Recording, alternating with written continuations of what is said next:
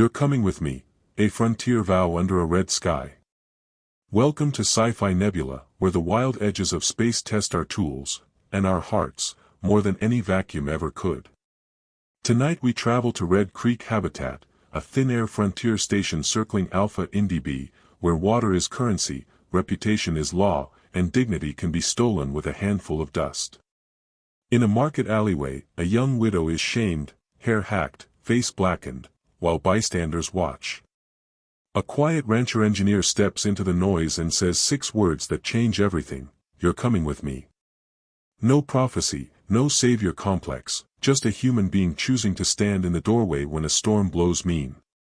This is a story about boundaries and vows, about the way a silver comb can become a promise, and how a home is something you build, not something you find. Settle in. The wind here hums through condenser spines and rumor. And when a door hisses open, lives can change on the pressure mat. Chapter 1, The Market Alley and the Neckerchief. The first scream cracked the noon heat like a bad weld popping under load. Eli Mercer stopped mid-stride on his way to the blacksmith, thoughts full of a busted hinge at Meadowfen Array, and listened. The second scream came ragged and cut short, swallowed by the narrow run between the feed stall and the stable in Red Creek Central Ring. He turned down the alley and found a crowd. Dust-gray vendors, a couple of men lingering with their hands on their belts in that way cowards do when they want to look busy. The air was sour with sweat and charge from the storm panels overhead. At the center sat a woman on a low-service stool, thin as fence wire. Her cheeks were smeared matte black with nanocarbon, the kind that takes days to scrub out of creases. A man stood behind her with her wrist twisted back. Beside her, a heavy-shouldered matriarch held plasma shears that hissed faint and hateful. Each squeeze took another uneven lock of auburn hair. Each insult, lazy, curse-bringer, worthless, was thrown loud enough to stick. Eli didn't weigh pros and cons. He didn't ask who was who. He walked until his shadow fell over the stool and the shears hesitated. The alley's mutter thinned. "She's coming with me," he said. His voice wasn't loud. It just carried, the way a storm carries when the pressure drops and everyone's bones hear it. Laughter flickered in the back ranks, the short, ugly kind. The man at the woman's shoulder shifted his grip, free hand brushing the butt of a sidearm. The matriarch, face set like old iron, sneered. "She's ours by law. Married my boy. Belongs to us." Eli let the silence lengthen until it turned uncomfortable. Not anymore. He slipped his neckerchief from around his throat, sun-bleached soft from years in the wind, and set it around the woman's shoulders. The cloth covered the torn collar and cut a clear line through the moment, as clean as a new weld. "Stand up," he told her. Plain. Steady. For a heartbeat she didn't move. Then she lifted her eyes, gray, watchful, the kind of eyes that had learned to find the ground first. He felt the tremor where his hand hovered, not touching, ready to steady. The man behind her tensed. Eli laid his left hand on the man's shoulder, not hard. Just enough to remind him that other weights exist in this world besides his own. "I said she's coming with me." The plasma shears dropped into a bucket with a wet clang. "You think you can walk off with my property?" the matriarch spat. Eli looked at the woman again, not at the crowd. "What's your name?" She hesitated, as if gifts came with knives. "Clara Wynn," she whispered. "Clara," he said. "Up you get." She rose unsteady, knees soft. The crowd shuffled back in that way people do when they want to watch and not be seen watching. Eli kept his body between Clara and the worst of it. They stepped into the glare of the main thoroughfare where cameras sat like steel-eyed birds on the crossbeams. They reached Eli's crawler tied off at a post. The seat looked too high, the step too far. He didn't make it a test. He lifted her with the comfortable care a working man learns from moving heavy, delicate things, air tanks, calves, lives, and settled her on the saddle. He took the reins and put a steady arm around her, not holding, just making sure gravity didn't get ideas. He didn't look back as the crawler murmured to life and rolled. He could feel eyes on them until the ring curved away. Town thinned to scrub and red grass. Condenser spires took over the horizon, white ribs catching the thin moisture of Alpha Indi's air and singing a quiet note. Clara's breathing slowed. She sat rigid anyway, the neckerchief clenched in one hand like a lifeline. On a ridge, Eli saw 3 quad bikes far off, dots against the bruised sky, moving slow. He felt her go still at the same moment. Neither of them said anything. Some threats have to be saved for later. They crossed a dry creek bed and climbed a shallow rise. Meadowfen came into view, a low cabin welded to an older frame, a slant porch, a wind-vane condenser array fanning out toward a creaking mill, small stock sheltering under sun sails. It wasn't pretty. It worked. "We'll stop here," he said, the first words he'd offered that weren't an instruction. She nodded, eyes on the ground. He swung down and then lifted her, careful where hands went. Her boots hit the porch with a soft thud. "Sit," he said, tilting his head at the bench. "I'll bring water." She sat. He came back with a tin basin and a clean cloth. Poured well water until it lapped the rim. "For your face." Her fingers shook as she dipped, wrung, wiped. Black streaks ran into the basin and swirled like smoke until they were only water again. When she finally looked at him, asking without words if she'd missed a spot, he shook his head once. "I'll see to the stock," he said, giving her privacy that wasn't a lecture, and left her to the small work of becoming a person again. Inside, the cabin smelled of juniper smoke and machine oil. 2 chairs, a narrow bed in the back room, a peg with a folded blanket, a cooling kettle on a tiny stove. The kind of tidy loneliness that comes from choosing to keep only what you can maintain. He returned with beans and cornbread and set a plate in front of her. "Eat." She did, slow, as if muscle memory was booting back up. Halfway through, she murmured, "Thank you," and he took that as a sign he could stoke the stove and unroll a bedroll by the hearth. "You take the room," he said. "Door stays open." She stood in the doorway looking back at him. He checked the old lever action he kept by the wall, quiet, methodical work. She left the door cracked, lamplight pooling on the boards between them. The wind picked up after midnight and rattled the shutters with a dry whisper. Once she thought she heard a machine beyond the fence. When she looked toward the crack in the door, Eli was on the floor, head on a folded coat, breathing even. Morning came thin and cold. When she stepped onto the porch in his spare flannel, he was at the pump, sleeves shoved up, breath clouding.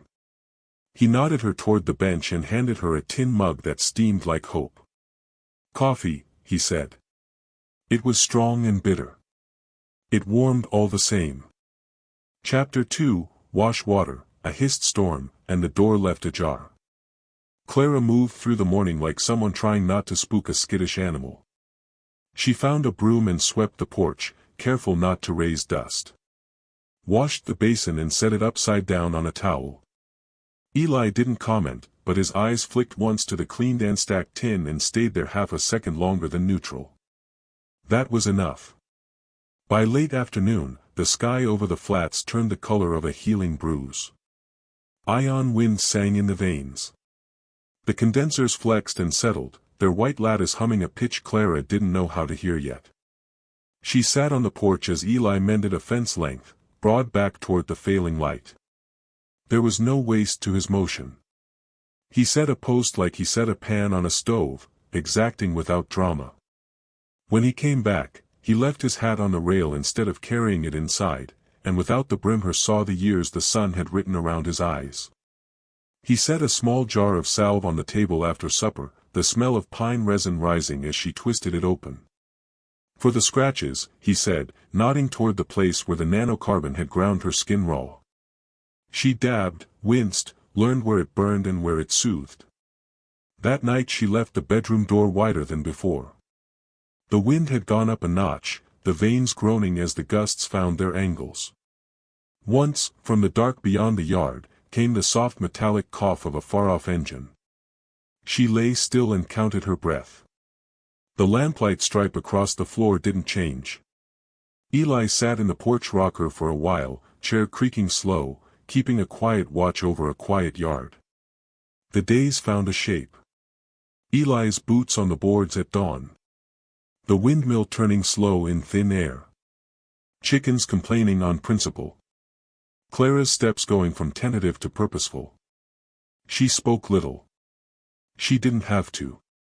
Sometimes dignity is the space someone gives you to rearrange your insides without comment. On the third evening, while the kettle hummed and dusk shouldered itself against the windows, her voice changed. She sat at the table, mending a torn seam on the flannel, and said without looking up, "You want to know why they did it?" Eli poured coffee into 2 mugs, set one in front of her, and took the chair opposite. He didn't push the words. He just made a place for them to land. "My husband's been dead near 2 years," she said. "Thrown from a mule hauling timbers. Neck broke before anyone could fetch a medic. Nowhere else to go, so I stayed with his people. The needle went in, came out, went in again. His mother looked at me like I'd taken something meant for her. Work got heavier. Good cuts of meat walked around my plate like I was a ghost at my own table. When hens didn't lay and crops failed, unlucky stuck to my name like burrs." She swallowed. The stove hiss filled the gap like a friend clearing a throat before changing the subject. "They cut my hair once to humble me. This time they meant to break me." Eli turned the mug in his hands. "They nearly did," he said, the way a man might call weather for what it is. Not judgment. Fact. "They don't like being shamed in front of town," she said. "You taking me," her mouth twitched like it wanted to be steady. "They'll see it that way." He didn't argue. He'd lived long enough to know how ReputeNet and backfence talk worked. The algorithm and the gossip fed each other like bad dogs. The next morning a boy from the market rode up on a spindly mare, cheeks striped with dust. He handed Eli a folded scrap. The note's righteousness dripped. Clara Wynn had stolen clothes, a silver cup, and a quilt. Eli had abducted her. Return her or be charged. Eli burned the note in the stove before Clara could see it. He moved the front lamp to a darker corner and checked the rifle by the door, working the action once to hear its clean click. He stacked split wood within reach of the porch. None of it was theater. All of it was calculus. Clara noticed anyway. "Expecting someone?" she asked, not accusing. "Some folks don't like being told no," he said, eyes on the road. She nodded, then turned motion into a shield, hauling water without being asked, sweeping twice. It didn't stop fear. It gave it somewhere to go that wasn't her chest. By afternoon the wind was sharp with the metallic scent that means rain on a world that doesn't always remember how to give it. The kettle sang. They ate in companionable quiet. Outside, the shadows lengthened in strips across the yard and the windmill groaned the way old things do when they're not sure if this storm is theirs to keep. Near dark, Eli stepped out to latch the barn. Halfway across the yard he paused, head angled toward the road. He stood that way a long breath, then finished the latch and came back in. He didn't say what he'd seen. He didn't have to. The storm rolled over the ridge in the dawn, clouds like cattle driven hard. Rain came in sheets that turned the yard into a watercolor. Eli tied the barn door against the gusts, set the kettle again, and leaned the rifle where he could reach it without looking like a man who hoped to. By noon, 4 riders crested the rise, 2 brothers with the same hard eyes, a neighbor who'd always stood too close in the market, and behind them a wagon with canvas flaps tied back. The matriarch stood in it, skirts snapping, older eyes like cold iron fixed on the cabin. Clara came to the doorway without being called, one hand on the frame, hair ragged, chin lifted anyway. Her heart pounded like a boot on a hollow deck. She did not take a step back. "You've got something of mine," the older woman called, voice sharp enough to carry through rain. "She's not yours," Eli answered. He didn't raise his voice. It held just fine. "Not property. Not cattle to be traded. The law's on our side, the broad brother laughed. You want law, Eli said, jaw tight, ride to Marshal Ibarra. You cross my fence, I'll treat it like trespass. The narrow one leaned forward, hand brushing the butt of his sidearm. Rain ran down the barrel and made a poor mirror. The neighbor muttered something low. Clara felt her throat go dry. She made her first decision out loud. No, it wasn't loud. The wind did the work. The broad brother swung a leg over, dropped into the mud, and took one step. Eli brought the rifle off his shoulder and held it low, muzzle down, ready enough to matter. That's far enough. You gonna shoot me in front of my ma? The man sneered. If you cross that fence. Eli didn't blink. A new set of hoofbeats answered the standoff. A lean older rider trotted in from the east, coat flapping open over a badge. 2 deputies behind. Marshal Ibarra took in the scene in one sweep, Eli's stance, Clara's grip on the jam, mud on the brother's boots. Got word there was trouble, he said. Thought I'd go look for it. Family matter, the matriarch said, tone turning almost sweet. We're taking back what's ours. Ain't how it works, Ibarra said. Widow's her own person under charter law. You got proof of theft. Rain and silence. Then ride home. Cross that line and I'll be measuring wrists. For a long breath the only sound was water on canvas. Fury stood up in the matriarch's eyes and refused to sit. This isn't over, she said toward Clara. Maybe not, Eli said for them both. But it's over for today. The marshal waited until the wagon turned and the riders pulled back over the ridge. He tipped his hat at Eli and headed for town the other way. Eli stood in the rain at the fence until the sound of hooves went soft. When he turned, Clara was still in the doorway, knuckles white around the wood, breath shaking. You're safe now, he said. She wanted to believe him. She put a palm against the frame and felt the thrum of the house under her skin, the kettles, the pipes, the small pulse of a life that was starting to learn her name. The storm hung on for 2 days, rain gentling the world into a gray hush. Work shrank to the radius of the porch and the stove. Clara fed hens, mended seams, learned where pots went because there's a right place for everything when you expect to find it again. Eli moved through the rooms like a man fixing what the weather loosens, a hinge here, a seal there, a vein that had forgotten the note it was tuned to. On the 3rd morning, the sky tore open to blue, and sunlight lit the wet hills until they shone. Eli leaned on the fence, coffee steaming, eyes tracking the stock as they tested the new grass. Clara brought him a second mug and stood beside him. Won't be long before we plant, he said. She followed his gaze. The ground under her boots felt steadier than it had in months, maybe years. The word we landed between them and stayed. That evening, while fireflies practiced at the edge of the pasture, Eli went inside and returned with a small wooden box. He set it on the rail and flipped the lid. Inside lay a silver comb, vines and tiny blossoms engraved along its spine. For when it's long again, he said. Her throat worked. She touched the cool metal like it might startle and run. It wasn't adornment. It was a promise with teeth, your hair, your dignity, your say, growing back is not a question here. She didn't say thank you. Not because she wasn't grateful, but because some gifts have to be worn to be answered. She left the bedroom door wide that night. The wind sang a softer note through the veins. Somewhere beyond the ridge, thunder grumbled like a warning that had missed its moment. Inside, the hinge sheet oil didn't squeak when Eli checked the porch once more and came back to his bedroll. There would be letters, and looks, and a second round at the fence. But for now the house breathed the way houses breathe when they've been told to keep someone safe and decide to believe it. Chapter 3, The Note, the Rifle, and the Lamp moved. Morning brought quiet work and the kind of silence that isn't empty. Clara learned where the mugs lived because Eli reached for one without looking and always found it. She learned the kettle's small complaint before it boiled over and the way the condenser shifted pitch when the wind leaned in from the west. She learned that the flannel hung heavy on her shoulders until she rolled the cuffs twice and made it hers. By noon, a thin emir clattered up the lane with a boy from the market folded on top like a paperclip. Dust striped his face, and he held out a folded scrap as if it were biting him. "For Mr. Mercer," he said, eyes sliding off Clara's cropped hair and the black that still clung to its edges. Then, quieter, "Sorry."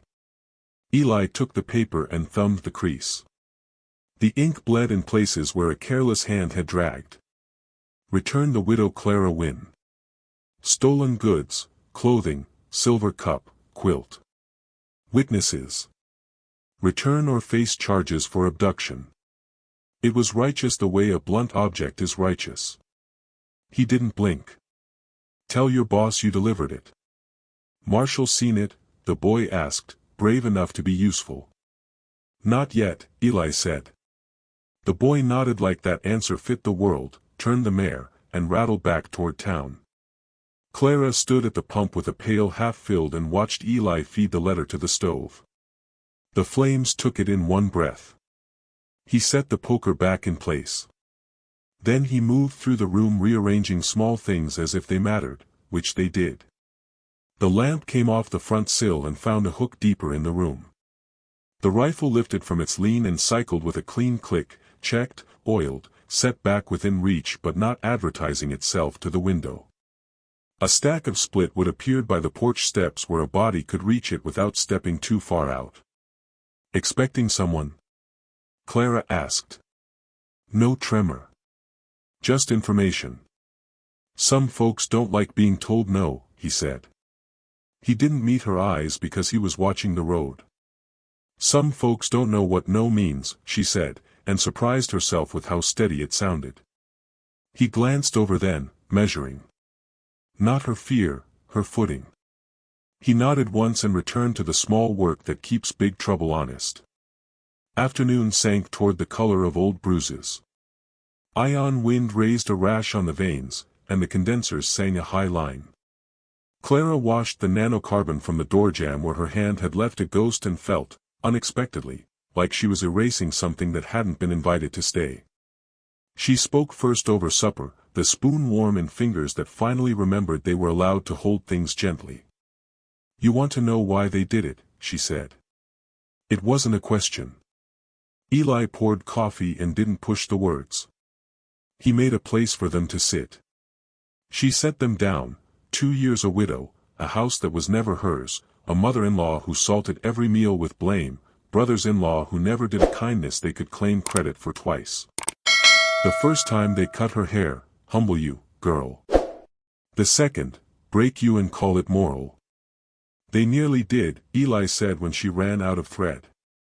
Not to scold. To put a name on whether. "They don't like being shamed," she said. "You taking me." "I didn't take you," he said, and the words sat solid between them. "I offered. You stood up." She looked at him like that sentence might be the thing that finally broke the spell the alley had tried to cast. "We'll see if the law speaks the same language." "Law's a tool," he said. "Same as a post driver. Depends on the hands." Night poured down fast. Somewhere out beyond the ridge a machine coughed, then fell quiet. They left the bedroom door open again, wider, and the lamplight cut a bright stripe across the floor that felt more like a bridge than a warning. In the small hours, the kettle sighed itself asleep. Clara woke once with her heart racing at nothing and lay watching the stripe and listening for Eli's breathing. Even, unhurried, trustworthy as the windmill's slow turn. Dawn bit. Rain came with it, a slow, soaking kind that made the world lean in to hear. Eli tied the barn doors against the gusts, set the kettle, and standing in the doorway, looked down the road where ruts ran shiny as fish. "Coffee?" he said when she stepped into the kitchen. It wasn't an offer. It was a routine, and routines were a kind of shelter. They drank while the storm wrote its long sentence. Each thunder like a period. Between them, work, she sorted seed, he mended a strap, both of them listening to the way sound changes when wheels find mud. By noon, the sound arrived. Not one wagon. 4 riders, and the slow clatter behind of canvas and consequence. Eli stood. He didn't hurry. He checked the rifle and the fence latch and stepped onto the porch the way a man steps into a job he has done before and would prefer not to do again. Clara followed to the doorway and put one hand on the jamb. She didn't think about how the uneven ends of her hair lifted in the damp. She thought about the short words she had learned to say out loud. The riders halted where Eli's fence turned the road from public to line. The matriarch stood in the wagon with the canvas flaps lashed back, eyes like iron set in older iron. The brothers flanked her, one broad and bored, the other fidgeting at the grip of his sidearm. The neighbor from the market sat crooked, his smile always a few inches left of honest. "You've got something of mine," the matriarch said. "She's not yours," Eli answered, and the rain carried it. "The law." "Send it a letter," Eli said. "Or send Marshal Ibarra and we'll all share a coffee while he reads you the charter clause about widows being people." The broad brother dropped off his mount into the mud, took a step. Eli brought the rifle up, not raised, not leveled. Just present. "That's far enough," he said. "You cross that wire, I don't have to guess what you mean by it." Clara's heart hammered. She put the word out where everyone could hear it. No, it struck the yard like a small bell. The neighbor flinched like a man stubbing a toe. From the east, another rider, and 2 deputies. Ibarra trotted in, calm as a man who keeps calendar and weather in the same pocket. He took in the scene with a glance that missed nothing and wasted less. "Family matter," the matriarch sang, trying sweetness on a throat that wasn't used to it. "We're just taking back what was stolen." "Got proof?" Ibarra asked. Silence, except for rain drumming canvas. "Then ride," he said. "You want to test the fence, test the irons I keep for folks who can't read lines." The wagon turned, slow and sullen. The riders gathered their dignity out of the mud and followed. "This isn't over," the matriarch threw back, "because the script demands a last line." "Maybe not," Eli said, and set the rifle back against the jamb. "But it's over for today." Ibarra tipped his hat. "Keep your lamps low, Eli," he said. "Cameras in town got good angles and bad editors." "Always," Eli said. When the marshal was a smudge and then a rumor and then not even that, Eli turned. Clara hadn't moved. Her knuckles were white on the jamb. He didn't say "you're safe again" because the sound of hooves still lived in both their ears. He said, "I'll make stew," because hunger isn't impressed by standoffs, and they still had a day to finish surviving. Rain softened everything for 2 more days, and the cabin neighborhood shrank to reachable, fixable sizes. On the 3rd morning, when sun finally lit the hills like someone had polished them, Eli was at the fence with coffee. Clara stepped beside him, and they stood there until the mugs ran out of steam. "Won't be long before we plant," he said. "We," she echoed. It stayed. Chapter 4, The Fence, the Word No, and the Marshal's Watch. News travels 2 ways on a frontier, through wires and through mouths. ReputeNet blinked and spun, and people in the market used phrases like abducted and stolen quilt until Marshal Ibarra posted a line that read, Charter Section 12.4, widows are autonomous citizens. Trespass remains trespass in the rain. The line gathered likes the way fences gather windblown leaves, quietly and in the right places. No one brought that post to the cabin. What the cabin got was work. Eli receded a loose bearing on the wind vane. Clara took a brush to the porch boards until the last black flecks of nanocarbon let go. She wore the flannel with the seam she'd mended, cuffed once, and learned to carry buckets without slopping half their worth. Toward evening, fireflies stitched light along the pasture edge, and the day reshaped itself into a porch. Eli stepped inside and came back with a small wooden box. He set it on the rail between them and opened it. The silver comb winked, vines and tiny blossoms cut along its spine like someone had loved patience long enough to decorate it. "For when it's long again," he said. She touched it and felt something settle in her that had been floating too long to call apart. It was not apology. It was not permission. It was a promise. She left the bedroom door wide that night, and when the wind laid down to sleep, the house did too. The next week stretched into a rhythm: dawn boots, kettle, chores, the array singing in the thin air, a few words exactly where words were needed. Midweek, a boy on a different mare, less dust this time. "Marshall says tell you he's watching," the boy reported. "And that somebody sold a wagon." "Which somebody?" Eli asked. "The one with the mouth," the boy said, then blushed at his own bravery and bolted. They both knew which somebody he meant. Clara's shoulders dropped a fraction she hadn't realized she was carrying. Not relief, but a setting down. Eli went to fix the east seam on the roof because a soft day is when you do the job that will ruin you if you wait for a hard one.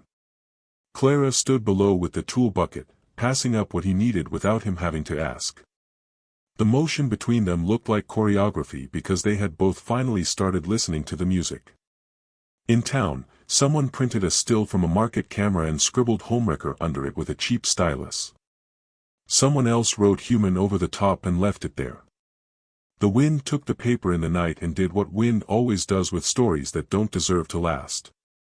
Eli taught Clara the crawler, patient as a man teaching a horse that was already willing. "Knees," he said. "Elbows. Breathe into turns like they're conversations, not arguments." She laughed once when the back end fishtailed in a patch of slick grit, the sound low and surprised, like a creek remembering it could sing. By the time the storm cameras in town forgot their names and turned to other emergencies, the cabin knew what to call itself. Home isn't a place you find. It's a place that starts answering when you say hello. The second confrontation, because there's always a second, never made it to the fence. It arrived in a folded envelope hand-carried by Ibarra himself. He sat the porch rail like it was built to hold news. "Vol boys took work east," he said. "Wagon sold. Matriarch says her heart is broken. I say hearts heal faster when folks mind their side of the wire." Clara listened and didn't trust the first breath her lungs offered her. The second one was better. "Thank you," she said. "Don't thank me," Ibarra said, eyes on the horizon. "Thank your neighbor here for understanding the difference between standing and escalating. We do less burying that way." Eli looked like a man who had been seen and wasn't quite sure where to put the compliment. He nodded the way men nod when they've been taught not to lean on praise because it will not hold weight, and said, "Coffee?" They sipped in a silence that owed less to caution and more to rest. When the marshal rode off, the dust he left behind didn't feel like a threat. The day folded into itself. Clara baked biscuits that rose correctly because flour and patience are both honest if you are. Eli pretended not to grin when he bit into one and failed at pretending in a way that made her forgive the next dozen things he would do just because of this one. That night, on the porch, under a sky that had decided to be kind, Eli produced something else he had built, a sentence he'd been carrying around like a tool he wasn't sure she wanted. "You don't plan on leaving," he said. It didn't lift at the end like a question. He wasn't trapping her. He was tying a line around a truth that had been walking around unclaimed. Clara let the words rest a moment where he'd put them. Wind moved in the meadow and made quiet things of itself. "I don't," she said. He nodded once like a man signing for a package he'd ordered months ago. "Then I'd like to give you something that can't be taken," he said. The pause wasn't nerves, it was accuracy. "My name. If you want it." Clara stared straight ahead into the long, low light until the water in her eyes blinked itself manageable. Taken had been the axis of 2 years. Given felt like a country she could learn to pronounce. "Yes," she said, small and sure. "I'd like that very much." They married 2 days later under the cottonwoods across the creek, a traveling preacher passing through on his way to someplace harder. No lace, no audience, no performance but the one the wind makes and leaves when it hears vows and decides to play along. Clara wore the flannel beneath her best dress and a softness around her eyes that had not been there a month ago. Eli took his hat off and looked at her like he'd been shown the first sunrise of a planet that had always been there and was only now telling the truth. After, they sat on the porch with the world doing its quiet end-of-day work and discovered that a house sounds different when it knows who it's holding. Inside, the doors stayed open because that was their rule and because they didn't need rules to make them good, they needed them to make them brave. Chapter 5, The Quiet Work That Makes a House. Marriage did not change the wind. It changed who listened to it. They didn't throw a party. They rearranged.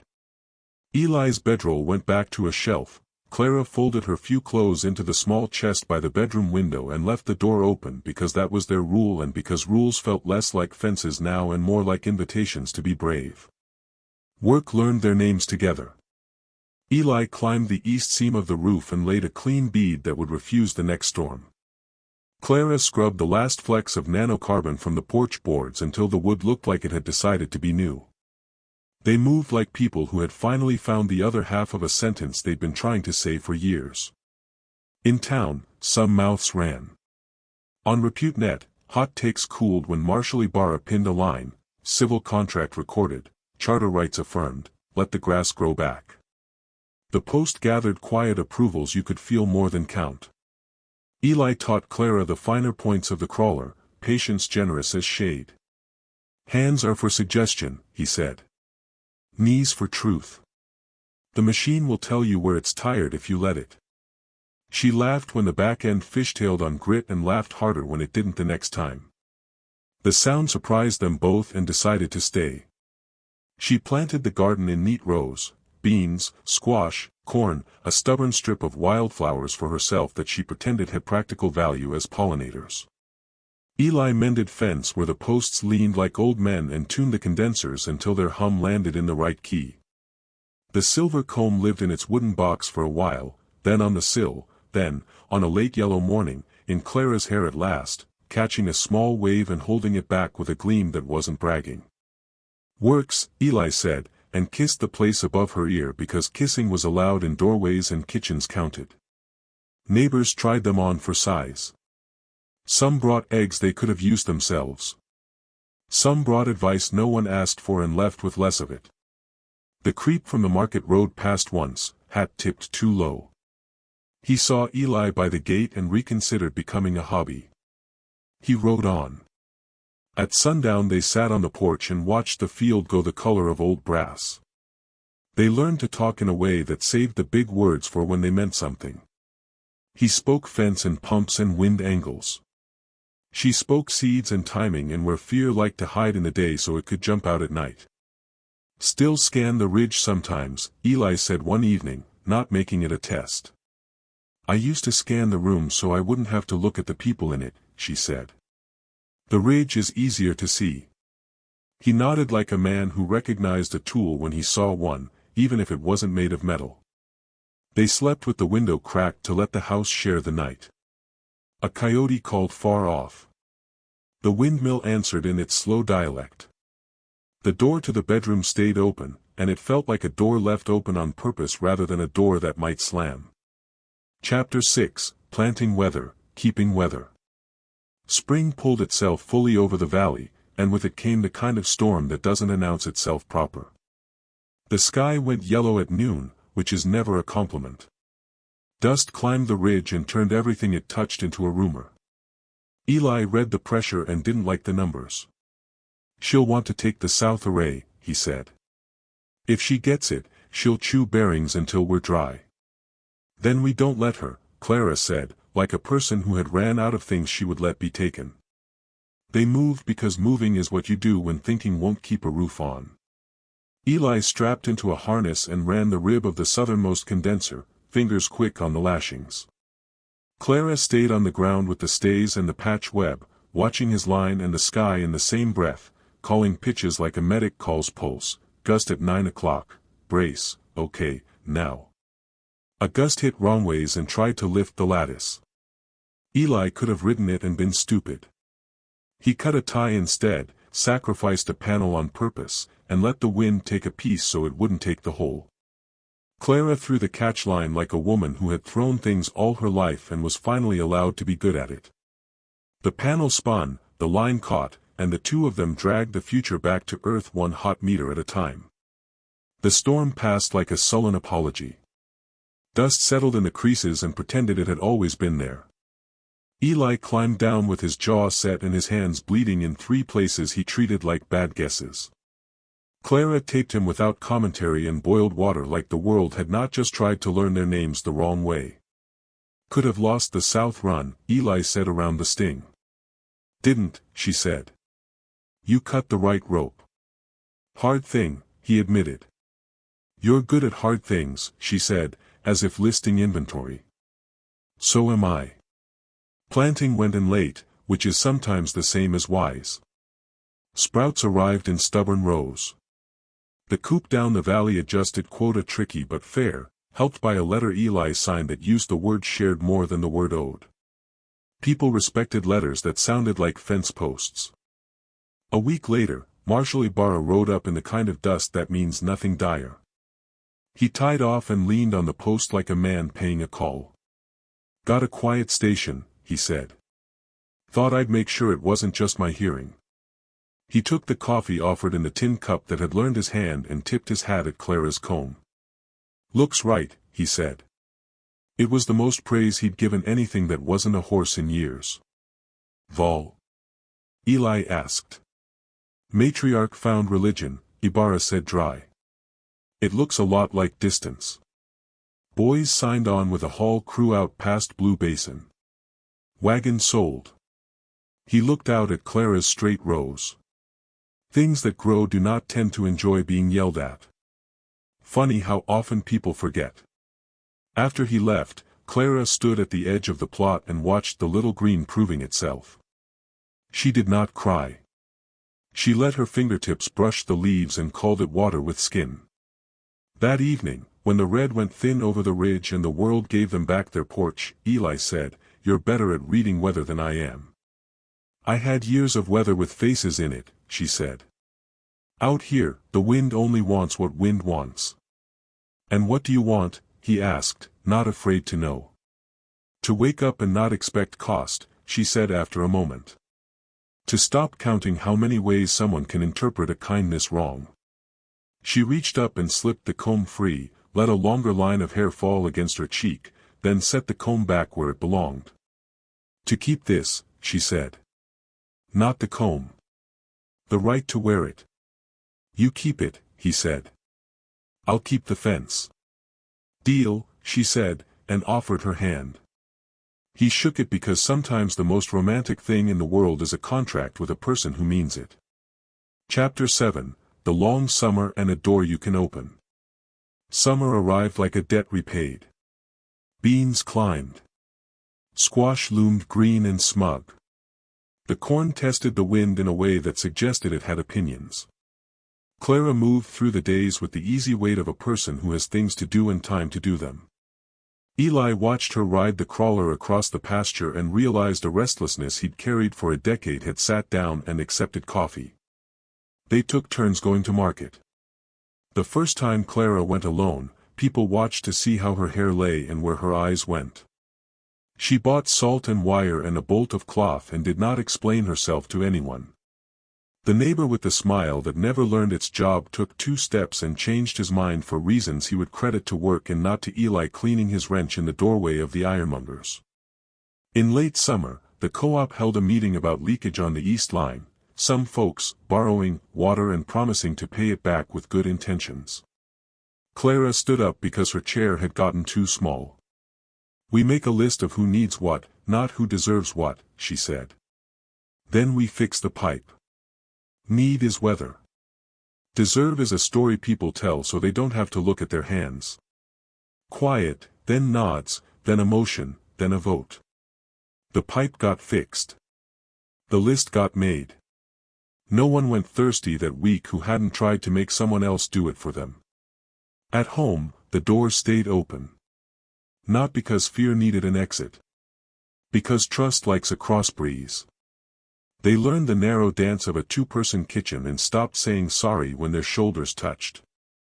They developed a system for who got up when the kettle did its small panic, and it was not always the same person. One evening, a foster boy from town, 14, elbows and curiosity, showed up with a broken pump head and a willingness to learn. Eli handed him tools like gifts and names like favors and watched his hands decide to be good at something. Clara fed him stew and made him sit on the porch until he remembered what it felt like to be looked at with expectations that didn't hurt. "You hiring?" the boy asked, testing a future with his mouth. "Teaching," Eli said. "Wage and skill and supper. You okay with that exchange?" The boy nodded, eyes bright like a machine just before it starts to run true.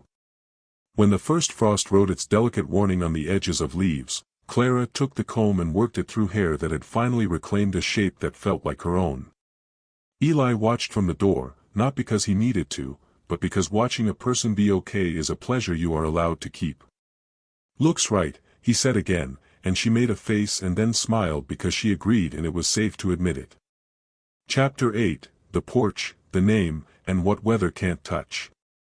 Autumn came deep and gold. The cottonwoods dropped coins of light that had nowhere to spend themselves but the creek. Harvest filled the porch with baskets that made the boards grateful for their own sturdiness. They worked without drama and were tired at the right times. Sometimes that is what happiness looks like from the inside. A letter arrived from Blue Basin with a scrawled hand that might have belonged to one of the Vow boys. It contained nothing but a receipt for a paid debt and a line that read she wasn't a curse. Clara set it in the wooden box under the comb and closed the lid. It was not forgiveness. It was a weather report. On a day the sky could not decide if it was steel or wool, Eli asked Clara to walk with him to the bend in the creek. The water ran low and polite. He took off his hat and did not look at his boots. "I thought I brought you here to keep you safe," he said. "Turns out you were the one set to set me right." She leaned into him, shoulder to shoulder, the way beams do when they make a roof together. "Guess we're both right," she said. They stood long enough to forget they were standing and then walked back to the house, where the kettle would try to boil too fast if no one told it not to. That night, the wind shifted directions the way it does when a season changes its mind. They ate on the porch because the porch had become the place where good sentences found them. Eli's hand found hers without asking. The world stretched out in front of them like a problem they were not required to solve tonight. Inside, the door stayed open. Not a rule anymore. A habit. If stories like this, ordinary humans choosing each other against thin air and loud mouths, give you a place to stand, keep the door open here with us, like, subscribe, and leave a short comment for Sci-Fi Nebula. Tell us the moment that stayed with you, the neckerchief around a bruised collarbone, the silver comb catching new light, or the word no said clear enough to carry through rain. We'll be on the porch, ready to tell the next one.